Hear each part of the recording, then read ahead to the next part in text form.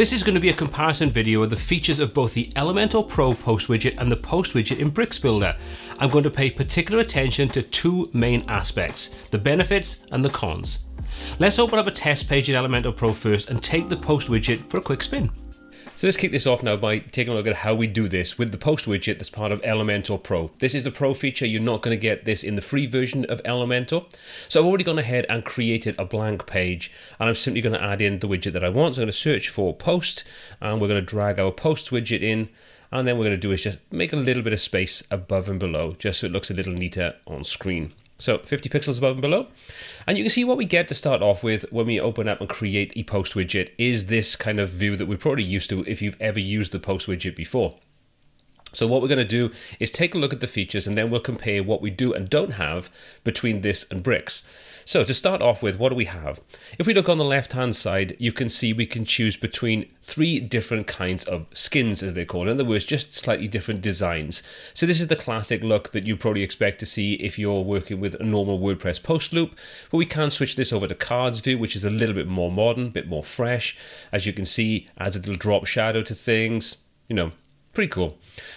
We can then come in and adjust this again to full content if we want to, and this gives us, as its name would suggest, a full content view, which we can then go ahead and choose whether we want to show the thumbnail or not, which generally you probably would want to. And as you can see, it looks okay. We can adjust the image quality on there as well to get something that looks a little better for these larger images, and this would probably work well if you had a streamlined, simple kind of layout that you want to work with.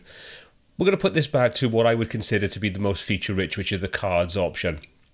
But you can, like I say, choose whichever you want. We can then adjust the number of columns based upon the different devices that we're viewed upon, so desktop, tablets, and mobiles, and we can change this and simply choose between 1 and 6. So you could get the same kind of effect as using that kind of full layout just by setting this to 1, and you still get that more modern, fresh kind of design. So far, so good. Let's set that back to be something like 3 columns. This is probably going to be in keeping with what we would expect on most layouts. And then we can choose the number of posts per page. So currently this is set to 6, but we could easily change that. Let's just say we change this to something like 4, and then we adjust the columns to be 2. You can see we can create a nice simple 2x2 grid using a layout like this. And again, we have full control over whether we want to use the different size quality images and so on. Do we want to show or hide the image? So in some cases, you might not even be using a featured image. You can disable that. You can also set this to be masonry. So if you've got different sizes, as you can see, instead of it automatically creating equal sized boxes for each of these different posts, it'll create a masonry grid layout, and kind of looks pretty cool. If you want to work with that, you have different sort of aspect ratios for your images, different amounts of content, lots of different reasons why you'd want to use it. So pretty cool. And then we come into the things that we can actually enable and disable. So at the moment, we've got pretty much everything enabled. And you can see we can do things like hide the title if we don't want to show that. So you might want to just remove that for some reason. Well, you can show or hide that. You can do the same thing then with the excerpts. If you don't want to have an excerpt in there, you could remove that. So if you had a nice, clean, simple layout. And you can also change the title tag if you're using it and the excerpt length. So you could say you want to make a little bit more. So let's just say we'll set that to 45 words. And you can see now that increases the amount of content that we see. Okay, so all pretty straightforward so far. Then we've got the metadata. Now the metadata is pretty simplistic. You can see we can choose between author, date, time, comments, and date modified. That's as far as we've got. That's all the options we have inside there. And we can add more on if we want to. So we can say we'll add author. You can see that now as the author underneath. And we can change the separator to something else. If we wanted to change this for something like 2 dashes, we could do that. Here you go. Some pretty basic options. Do you want to enable and disable the read more option? So you might say you don't want read more on there, but then the image is clickable anyway. So it's a nice clean way of streamlining and removing some of the things that you don't want. And the nice thing is when you're working with the post grid inside Elementor, it's intelligent enough to know that if you remove all of the options in a particular section, it will close that up. So for example, where we've got this admin, the date, and no comments and so on, let's just take all that metadata out of there. And once we do that, you can see what that does is it closes it up and removes that entire section. So nice to know that we don't have to mess about with any options on there to clean that up. And again, we have options too. We want to open this in a new window. You might have some reason if you're using external links, for example, which you could set up. You can do that. Do you want to display the badge? And the badge is, in this example, just the category that's being used. And you can see That's set to be categories, but we can change that to be categories or tags, which are inbuilt features as part of WordPress as default, or we can set it up to be used in things like custom post types and custom taxonomies, those kinds of things. So property location, property type, we could set that option inside there, and if we were using a custom post type of properties, we could reference that post type, property type, sorry, and display that inside there. So pretty cool, and again, we can enable and disable that. And the same thing goes for the avatar. So if you've got multiple authors and you want to show who the author is with a quick visual representation, well, you could enable and disable that avatar option. With only one author, makes kind of sense to get rid of it. So that's the basic options for enabling and disabling the various different features that you have as part of the post widget. So next up, let's take a look at the query and the pagination options. And the query is where we can set up what it is we want to include inside this particular post grid. So you have a lot of options inside here. You can see the source is currently set as post as default. That's what we're using. However, if you were using any kind of custom post type, like properties, for example, that I've got in this, or agents and things like that, you can reference those quite easily. So for example, if I come down and choose property, we'll now see that this will change over to the properties using the same layout, the same amount of information that we can pull in from those post types. But bearing in mind, this only allows us to pull in standard meta information and information that you have as part of the normal WordPress feature, even inside a custom post type. So we can't reference any advanced custom fields or jet engine data. We're limited to things like the title, the author, the categories, and those kinds of things. This is the key limitation, if you ask me, when it comes to working with the post side of things inside Elementor Pro. Okay, let's set that back to be the posts, which is what we're going to use inside bricks as well. So we're doing apples to apples as opposed to apples to oranges. Then we can choose to include or exclude specific posts or things like that. So we can choose to include or exclude if it's quicker to do an exclude option, and you can see the options change accordingly. So include, we can do things like we can include the term or the author. If we choose exclude, for example, we can do the same kind of thing, but we also have some extra options like current post and manual selection. So if you're using the post grid alongside a post layout, so you have the post details and you want to have this for example, related articles or things like that, then you could obviously say to exclude the current post. It wouldn't include that inside this post loop. So a pretty useful feature for sure. Let's keep this on the include section. Then we can sort things out. So we've got things like the date, the order by, and the order. In other words, descending or ascending. So again, we can choose to order these by the date. And we've got a range of different options, sort of past day, past week, and so on. Order by gives us the ability to choose what we want to order them by. So we can do things like the date, the title, the menu order. In other words, the order that we've set them up inside the menu structure of our WordPress site. Or we can just randomize them. And then finally, you've got your order for ascending and descending. Do you want to go alphabetical or numerical in ascending or descending order kind of thing, based upon your order by field. And then you can ignore sticky posts. If you use sticky posts as part of your design setup for your WordPress site, you can ignore those completely. You can even run a query ID. So if you're creating custom queries and you want to reference that inside here, you can do that by using that query ID. Kind of an advanced feature, but quite useful to see that we have that included if we want to use it. So all in all, the option for the query is pretty extensive. And if we hop over to the exclude option, you can see we've got some more options inside here. So avoid duplicates. So this is pretty self-explanatory. The offset is kind of useful. So if you wanted to create a more comprehensive layout where you wanted to reference and use possibly multiple different post grids, and this is something that I do when I've taught some different lessons on creating home pages for e-commerce sites with WooCommerce, where we use this kind of feature, the offset is really useful. For example, if you say offset it by 1, then the first post in that list will be ignored. So let's just say that. Let's just set an offset of 1, and you should find this first post will then disappear. And there we go. So you can see we could now create a different layout above this to have a different set of options just to display, for example, one post, and then that could have a different layout and a different look, but using the post grid in 2 different ways, just using that offset, which is pretty cool. Let's just set that back to 0. And again, then we've got the same options underneath that, for the date, the order by, the order for your sort of your order in which you want to show the posts, and also the ignore sticky posts. And again, you've got the query ID if you want to reference that, if you're creating custom queries. Then finally, we have the pagination option. So if we scroll down a little bit, you can see we've got 4 different options. Disable it completely, set numbers inside there, so we can just have a numeric value, 1, 2, 3, 4, so on. And you can see we've got a page limit, so we can limit this to only have X number of pages displayed inside this pagination. You can do a previous and next if you want to, and then you can customize the labels for the previous and the next, and you can see that gives you that kind of option at the bottom. Or you can kind of create a hybrid of those two options and have the numbers and the previous and next options, which in my opinion is the nicer option there, because it's just a little bit more intuitive to step through.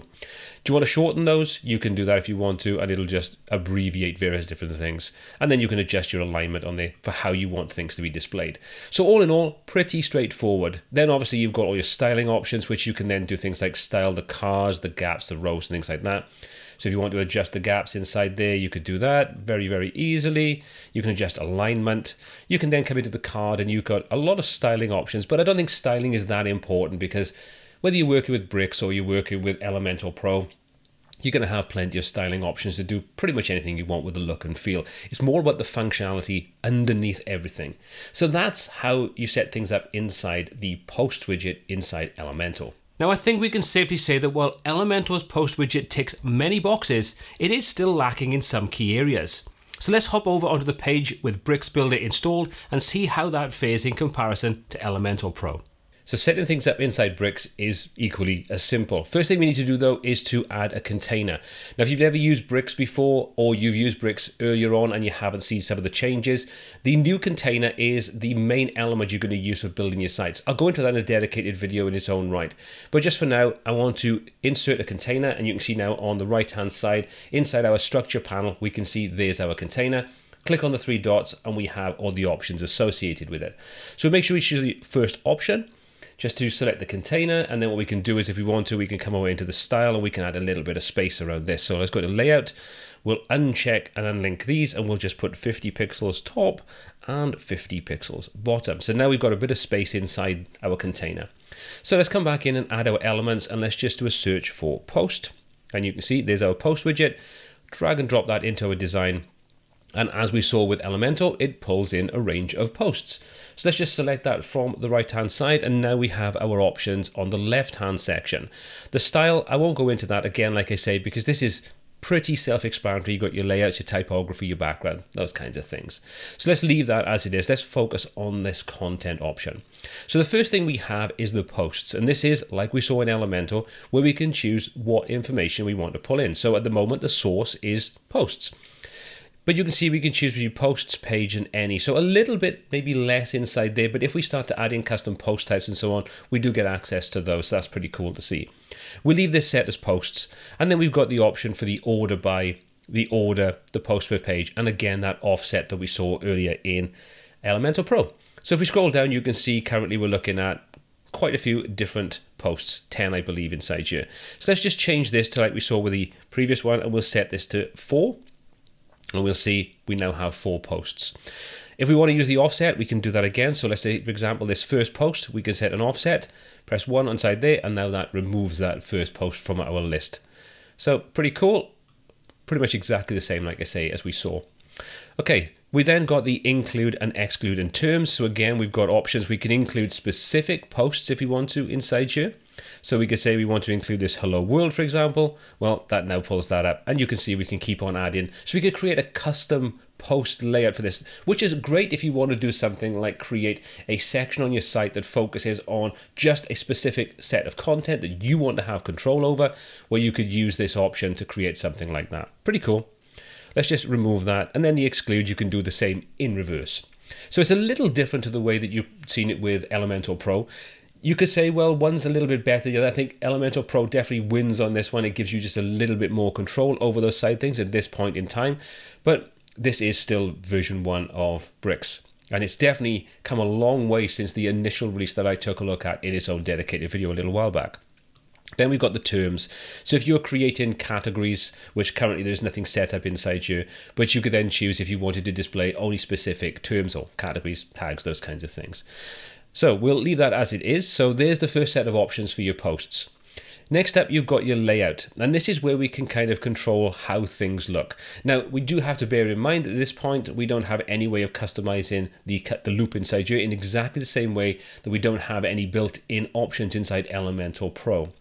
But we can choose from a set of 4 different options inside here. The list, which will give us, as its name would suggest, a list. So this is great if you've got posts that have a lot of information and you want to put that information to the left or the right hand side.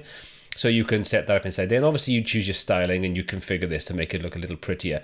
This is one area that I definitely think that Elementor Pro has the edge over Bricks Builder, is that when you choose one of these layout options, it just looks a little bit more finished. You could literally select the option, do nothing else to it, and you'd have a fully working, great looking layout. With this, you do have to do a little bit of effort in some of these different layouts, the list being one of the prime ones. Grid, as we just saw, gives us, as its name would suggest, a simple grid layout. We then have the option to choose masonry, which, as its name would suggest, will give us a masonry layout. So if you have different aspect ratios, you can choose to use this option so everything looks a little neater and tidier. And finally, we have the option for Metro, which is more Microsoft orientated, which kind of overlays the text and things on top of the images. And again, we would need to customize this to make it just look a little bit ready for production, shall we say. As it is though, we'll leave that as it is. We'll go back to our grid option. Once we do that, we can choose to do things like set the first post be full width. So if we do that, we get this kind of layout. So our first post now becomes a full width item, and then our posts underneath are laid out accordingly. So obviously if you do something like this, you'd need to come back in and set this to be 5, because your first post is going to be the width, and then the other 4 are going to be smaller underneath. So cool to see you can do something like that. I like that just being inbuilt directly inside you. You can then adjust the columns if you want to. So if you only wanted to use 3 inside there, you could do that. And we could again come back to our posts, set this down to be only 4, and everything updates accordingly. So some nice options built directly into this. And then if you want to adjust the spacing, you can do that inside here. And this is just the spacing between your columns. So if you wanted to expand things out, give it a bit more breathing space, or if you wanted to make things just a little bit tighter, you could adjust inside there as well. Next up, you've got your image option. As we saw, we can disable the image if we want to, which in this example looks a bit terrible, but you know, the options there should you want it. If you have a lot of information, a lot of posts, for example, and you don't really need the featured image to be displayed, you could disable that. You can also set the image up to be linked. So in other words, this now becomes a link that you can click and take a look at this post, as opposed to using the read more function, which again is nice to see that we have that. Then you can adjust things like your image height if you want to, and you can see we can fine tune this to get it to lay out how we want. So pretty cool to see that. You can adjust the values. You don't have to work in pixels. You can work in percentages and so on. You can also adjust the grid image ratio. We can set that to be square, 4:3, 16:9. So if you're using this for e-commerce, for example, this could be quite useful to adjust the aspect ratio of the images that are going to be displayed on there. We'll leave that as it is for now, and we'll just set that back to its default value of pretty much nothing. Then we can choose the image size. And again, you've got a range of different options. The built-in ones that you have as part of WordPress itself, so your medium, your thumbnail, your large, and so on. But you also have some extra options then that are part of Bricks itself. So things like Bricks Large, 16:9, and so on. And it gives you the information afterwards to the sizes that are going to be used inside there. So if you want to adjust those to get better quality, you can do that. So we're going to move on to next is the fields option. And this is where I think Bricks really shines in comparison to Elementor Pro. So what exactly are the fields?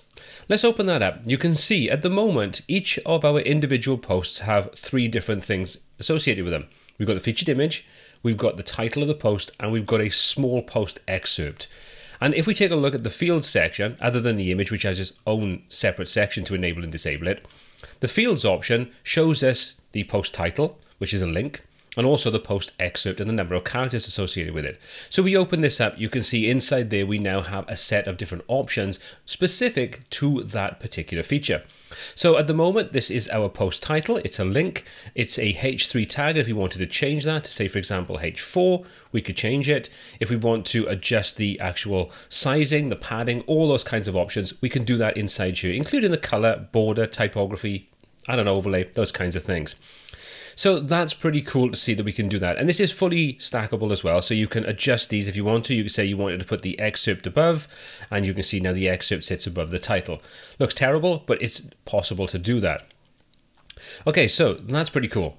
Let's open up and add another field inside here. And as you can see, when we do this, we get what it considers is going to be the first thing it's going to put in, which is the title. So we can change all of that.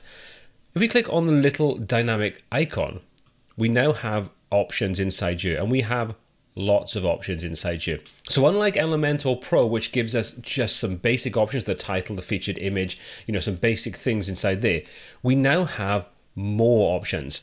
Not only do we have these things like post ID, link, date, post time, modified dates, and so on, we keep on scrolling, we can pull in author information, including the name, the bio, the email, and the website. We can pull in site information. We can pull in archive information if we did with an archive page, the current date, the user profile information. We can go right the way through, and you can see we've got terms, so we've got our categories and our tags. And if we created custom taxonomies, we can associate those as well. We also have ACF. Now, you don't have to use ACF. You can do this with Metabox, you can do this with Toolset, pretty much anything that's supported for creating dynamic content with bricks can be accessed inside here. I've just got ACF installed because it's the one that I use the most. So all I've done is I've created two simple ACF meta fields and associated those with posts, just for ease and demonstration purposes. I didn't do the same thing in Elementor Pro because you can't use it, so it's pointless to do it. So what we can do is now we can just pull this data in. Let's just say we want to pull in the read time. We'll select that, and you can see it's a bit of a quirk when it comes to working with bricks. It doesn't remove the first option that's in there. So you need to make sure that you remove that, because otherwise you get this number 5, and you also get the title again. So all it means is that we've got this still inside here. So hopefully, Thomas, if you watch this video, please make it that when you choose a different dynamic data source, it automatically replaces the other one. I understand why you don't do it, because you can stack these on top of each other, so you can create composite sort of sections inside here, which is really, really cool. But by default, it would be nice that you could maybe take that out. Okay, so we remove that, and you can see now that just puts the number 5, which doesn't mean anything to anybody. But we can, if we want to, as we can with most things inside bricks, simply adjust this. So we can say read time, and at the end of that little dynamic tag, we'll just put minutes. So now we've created some dynamic content pulled in from ACF for our posts and included that into our design. It's fully editable, so you can see at the moment it's set to a H3 tag. We can change that from there. We can set it to be a div. We can set it to paragraph, H1 through 6. Be nice to see spans inside here as well, so we have the option for span, not just a div, if it's possible. We can set that to div, and then if we want to, we can adjust the margin, the padding, we can adjust the background color, put a border to it, the typography. So let's just say we want to change the text color of this to this reddish kind of color, and we want to make the font a little bit heavier. So we'll just say that we want the option inside here for font weight, and we'll set that to 500. And if we want to, you can do things like your font style, set that to be italic, and all pretty cool and really easy to do. So now with that being done, if we want to, we can close this down, and we might say that we want to put this underneath the title. So now we can just simply grab that information and drop it into position. Now, sometimes it doesn't update inside here in real time, which is a little bit frustrating, but it's not the end of the world. So let's just position those as we want to. We'll just hit save on here. And what you might need to do is just refresh the editor. It's a little bit of a quirk, but it still works effectively. So let's just refresh this, let it load in, and you can see that's now put it into the right way. It's not an end of the world situation. It's a little bit frustrating. But now what we can do is we can come in here and we can see the gap is a little bit too big there. So let's come into our ACF field. Let's adjust our margin, and let's just actually set this to something like 0. You can see that closes things up a little bit now. Looks a little bit neater and tidier. And now we can come back in and say, well, we want to put another one inside there. So we'll add another field in. We'll scroll down, we'll just take out what's already in there, and we'll use the dynamic link, scroll right the way to the bottom, and we'll put difficulty. And what we can do is, again, we'll set this to be a div. We'll get rid of that spacing on there, set that to be 0, and we can just put in difficulty, colon, and then we've got our dynamic information inside there. Close that up, and if we want to, we can adjust the position of that as well, and put that above. And you see, strangely, it works this time. It's kind of weird. It's a little bit sort of temperamental. Let's just change that as well, and we'll set that to be 0, not 180, just 0. There we go. So that closes things up. So this is something that I really, really like the way it works. It's incredibly simple, really intuitive. You can put in so much data. You can style it, you can do what you want with it. And this is one of those things that until we get the ability to create custom loops as part of Bricks, which hopefully, Thomas, if you are listening, isn't too far away, please do that. At least this gives you a really simple and intuitive way of creating more feature-packed cards using dynamic data, but also using built-in meta information as part of WordPress. So you can get a lot more creative by using your post layouts. So really, really cool to see. And like I say, that for me is a massive tick in the Bricks Builder box. Then if we take a look at content, you can see what we can do now is you can adjust the content, the alignment. So you can see we can adjust through all different kind of positioning. We've got things like background color. So if we change that, you can see that pulls the background color in. You know, it's all really, really easy to do, all really intuitive. If you want to apply an overlay, you can do that. And then we have the two final options. We have filter and we have navigation. So let's open up the filter, and this allows us to, as its name would suggest, filter what we see on screen. So we've got the choice between categories and tags, and we also have something called template bundle. But let's just stick to the categories and tabs because I think these are the things that most people are going to be using. But your categories, you can see you can open that up and you can just set the option at the top, which is a filter at the top. So this is very similar to what you have kind of seen when you're working with a portfolio widget, for example, where you can filter based upon the category that any particular gallery or portfolio item is placed inside of. And again, if you want to change that, you can set that to be tagged if you're using tags. Now, currently I'm not using any inside here, but if you wanted to allow a really quick and simple way for people to filter the content on the page, you could use this option. So pretty cool to see you've got that inside here. And then finally, we have navigation. We can choose to show the post navigation, and then we have all the options. So if we scroll down, let's just close this down, you can see we've got 1, 2, 3, and so on at the bottom. So what you can do is you can adjust the text align, the typography, the active typography, and so on. So we don't get the same options we had inside Elementor, where you have 4 different types of navigation for your pagination and so on. We just simply have it enabled or disabled, and then we can apply some styling and those kinds of things. But in all honesty, there's no downside to that. It would be nice to see some additional options inside here, but it's not the end of the world. At least we have navigation and pagination built directly into things. So that's the key differences between both Bricks Builder and Elementor Pro's Posts widget.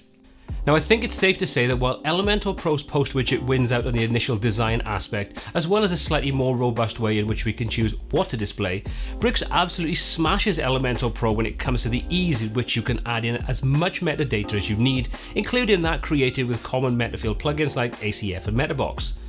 We are still somewhat limited when it comes to the full control of the post loop in both page builders, and this is where Elementor Pro kind of wins out.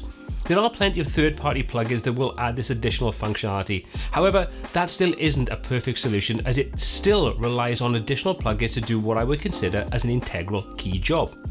While this isn't something that Bricks has available yet, I am still hopeful that Thomas over at Bricks will implement a loop editing function soon, so we can really start developing more comprehensive dynamic listing websites using all internal Bricks functions. To learn more about working with Bricks Builder and dynamic content, watch this video next. And if you found this video useful, please consider hitting that thumbs up button. However, if you didn't find value in the video, well, feel free to hit the thumbs down button twice, as that seems to work pretty well too. My name is Paul C, this is WPTuts, and until next time, take care.